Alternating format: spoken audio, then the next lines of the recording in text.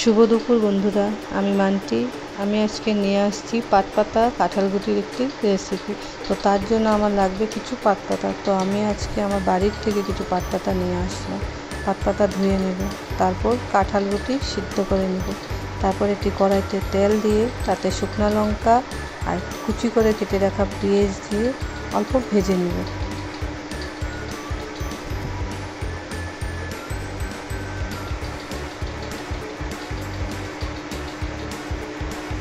তারপর সিদ্ধ করে রাখা কাঁঠালগুটি দিয়ে অল্প ভাজা ভাজা করে নেব। কাঁঠালগুটি ভাজা ভাজা হয়ে গেলে তাতে লবণ, পরিমাণ মতো হলদি, ধনিয়া গুঁড়ি দিয়ে অল্প জল দিয়ে দেব।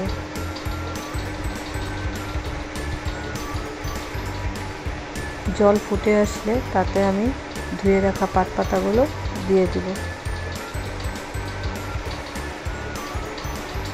তারপর অল্প নাড়িয়ে নেব। জল আর পাটপাতা একসাথে ফুটে আসলে, পাটপাতাগুলো নরম হয়ে আসলে বাস রেডি আমার পাটপাতা কাঁঠালগুটির রেসিপি।